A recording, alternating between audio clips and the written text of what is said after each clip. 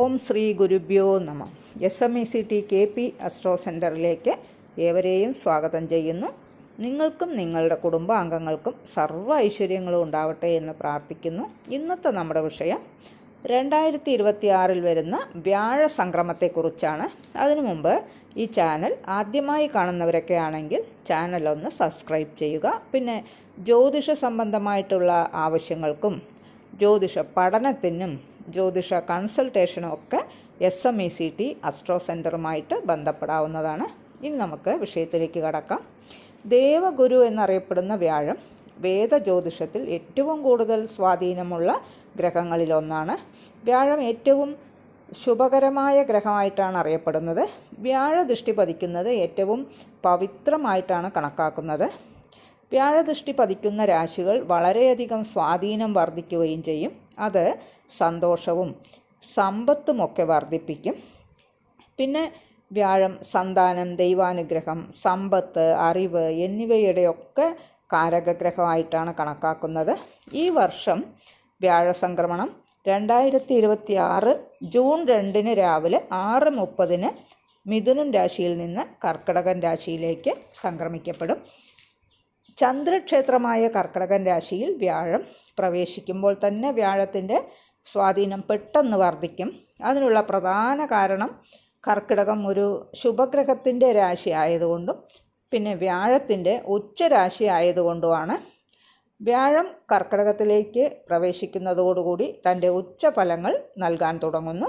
2026 വ്യാഴസംക്രമം വളരെ പ്രധാനപ്പെട്ട ഫലങ്ങൾ നൽകുന്ന ഒരു സംക്രമണമായിരിക്കും.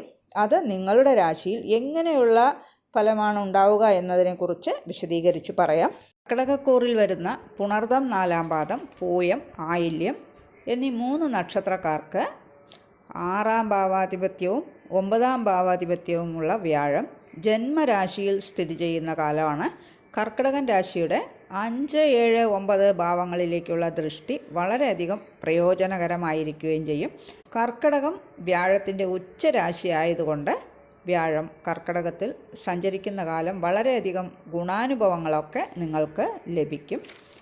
12 വർഷത്തിലൊരിക്കലാണ് ഈ ഭാഗ്യം നിങ്ങളെ തേടിയെത്തുന്നത്. പ്രത്യേകിച്ച് എടുത്തു പറയാനായിട്ടുള്ളത്, ഈ വ്യാഴസ്ഥിതി കൊണ്ട് സന്താനങ്ങൾക്ക് ഒരുപാട് ഗുണങ്ങൾ കിട്ടുന്നൊരു കാലഘട്ടമാണ്.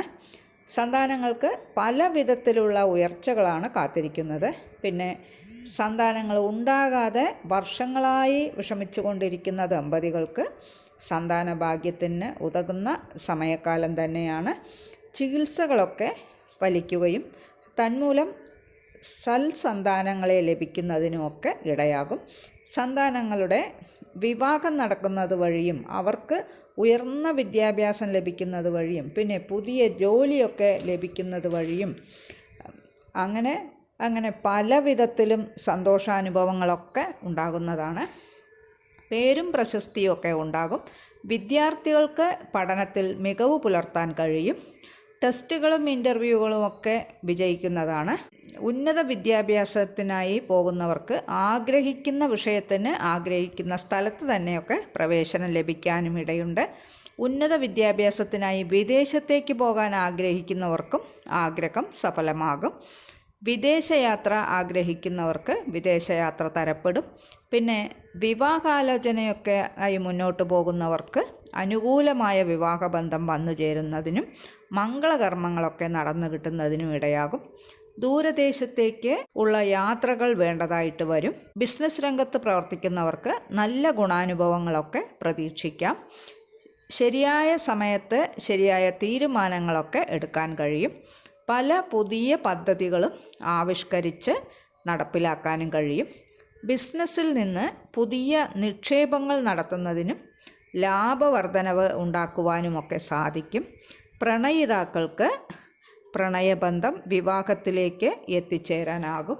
പലവിധ ഭാഗ്യാനുഭവങ്ങളും വന്നു ചേരുന്നതിനുമൊക്കെ ഇടയാകും. കടബാധ്യതകളൊക്കെ വീട്ടി തീർക്കാനാകും. ശത്രുശല്യം കുറയും. ഇതുവരെ നിങ്ങളെ അലട്ടിക്കൊണ്ടിരുന്ന രോഗാവസ്ഥകൾക്കും ഒരു ആശ്വാസം തീർച്ചയായും ലഭിക്കും. ചികിത്സകളൊക്കെ ഫലിക്കുന്നതാണ്. ആരോഗ്യവും ആയുസ്സും നീട്ടിക്കിട്ടും. ഈ രാശിക്കാരുടെ വ്യക്തിത്വം തന്നെ വർദ്ധിക്കും. ബുദ്ധി കൊണ്ടും വിവേകപൂർവവുമായ തീരുമാനങ്ങളൊക്കെ എടുത്ത് മുന്നോട്ട് പോകുന്നതിന് കഴിയും. നല്ല മനസ്സിൻ്റെ ഉടമയായിരിക്കും. മനസ്സിന് എപ്പോഴും സന്തോഷവും സമാധാനവും ഒക്കെ ഉണ്ടാകും. സംയോജിത ബുദ്ധി ഉപയോഗിച്ച് തീരുമാനങ്ങളൊക്കെ കൈക്കൊള്ളും. എന്തെങ്കിലും കേസുകളോ കോടതി വ്യവഹാരങ്ങളോ ഒക്കെ നിലനിൽക്കുന്നവർക്ക് അവയെല്ലാം അനുകൂലമായി മാറും. അച്ഛൻ്റെയോ അച്ഛൻ്റെ വഴി ബന്ധുക്കളുടെയോ ഒക്കെ സഹായങ്ങളൊക്കെ ലഭിക്കും. ഗുരു കാരണവന്മാരുടെ അനുഗ്രഹം ചൊരിയുന്നൊരു കാലഘട്ടമാണ്. ദൈവാനുഗ്രഹം വേണ്ടുവോളം കിട്ടുന്ന സമയം തന്നെയാണ്. സാമൂഹിക പ്രവർത്തകർക്കും കക്ഷി രാഷ്ട്രീയങ്ങളിലൊക്കെ പ്രവർത്തിക്കുന്നവർക്കും തിളങ്ങി നിൽക്കാൻ കഴിയുന്ന സമയമാണ്. ഇവ തൊഴിലായി സ്വീകരിച്ചിട്ടുള്ളവർക്ക് സാമ്പത്തികമായ നല്ല നേട്ടങ്ങൾക്കുള്ള സമയം തന്നെയാണ്. മാതാവിനും സഹോദരങ്ങൾക്കും ധനലാഭ നേട്ടങ്ങൾക്കുള്ള യോഗമൊക്കെ ഉണ്ട്. ജീവിത പങ്കാളിയുമായിട്ടുള്ള ബന്ധം ഊഷ്മളമാകും. പിണങ്ങി പിരിഞ്ഞു കഴിയുന്ന ദമ്പതികൾ തമ്മിൽ ഒന്നിക്കുവാനുള്ള സാഹചര്യങ്ങളൊക്കെ തന്നെ വന്നു ചേരും. ഇതുവരെ ഉണ്ടായിരുന്ന പിണക്കമെല്ലാം മറന്ന് ഇണക്കത്തോടു കൂടിയൊക്കെ ജീവിക്കാൻ സാധിക്കും. സർക്കാർ ജോലിക്കൊക്കെ പരീക്ഷകളൊക്കെ എഴുതി കാത്തിരിക്കുന്നവർക്ക് ജോലി ലഭിക്കും. പൊതുവെ ഈ വ്യാഴമാറ്റം ഒരുപാട് ഗുണാനുഭവങ്ങൾ അനുഭവിക്കുവാനുള്ള ഇട നൽകും. പ്രത്യേകിച്ച് എടുത്തു പറയാനുള്ളത് വളരെ നല്ല ആരോഗ്യസ്ഥിതി ഉണ്ടാകും. എത്ര കടുത്ത രോഗദുരിതങ്ങളൊക്കെ അനുഭവിക്കുന്നവരാണെങ്കിലും ശരി, ഈ വ്യാഴമാറ്റക്കാലം സകലവിധ ദുരിതങ്ങളിൽ നിന്നും മോചനം ലഭിക്കും എന്നതിൽ യാതൊരുവിധ സംശയവും വേണ്ട.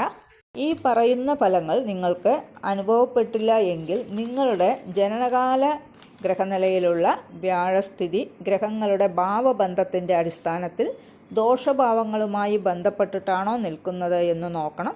അത് മനസ്സിലാക്കി വ്യാഴത്തിനുള്ള പ്രതിവിധികളൊക്കെ ചെയ്യുക. ഓരോരുത്തരുടെയും ജാതകാടിസ്ഥാനത്തിൽ പ്രതിവിധികളിൽ മാറ്റങ്ങളൊക്കെ ഉണ്ടാകും. എങ്കിലും പൊതുവായ പരിഹാരങ്ങൾ നിങ്ങൾക്ക് ചെയ്യാവുന്നതാണ്. അതായത് വ്യാഴാഴ്ച വ്രതമനുഷ്ഠിക്കുക, മഹാവിഷ്ണു പ്രീതി വരുത്തുക, മഹാവിഷ്ണു ക്ഷേത്ര ദർശനമൊക്കെ നടത്തുകയാണെങ്കിൽ ജാതകവശാലുള്ള ചെറിയ തോതിലുള്ള ദോഷങ്ങളൊക്കെ മാറിക്കിട്ടുകയും മുകളിൽ പറഞ്ഞ ശുഭഫലങ്ങൾ അനുഭവിക്കുവാനുമൊക്കെ കഴിയും. ഈ ചാനൽ ഇതുവരെ സബ്സ്ക്രൈബ് ചെയ്യാത്തവരാണെങ്കിൽ ചാനലൊന്ന് മറക്കാതെ സബ്സ്ക്രൈബ് ചെയ്യുക. പിന്നെ ജ്യോതിഷ സംബന്ധമായിട്ടുള്ള എല്ലാ ആവശ്യങ്ങൾക്കും സ്ക്രീനിൽ കാണുന്ന നമ്പറിൽ ബന്ധപ്പെടുക. പിന്നെ വീഡിയോ ഇഷ്ടപ്പെട്ടുവെങ്കിൽ ലൈക്ക് ചെയ്യുക, ഹൈപ്പ് ചെയ്യുക, നിങ്ങളുടെ വേണ്ടപ്പെട്ടവർക്കും സുഹൃത്തുക്കൾക്കും ഒക്കെ ഷെയർ ചെയ്ത് കൊടുക്കുക. നിങ്ങളുടെ അഭിപ്രായം കമൻറ്റ് ബോക്സിൽ അറിയിക്കുക. വേറൊരു വിശേഷവുമായി നമുക്ക് വീണ്ടും കാണാം. നന്ദി, നമസ്കാരം.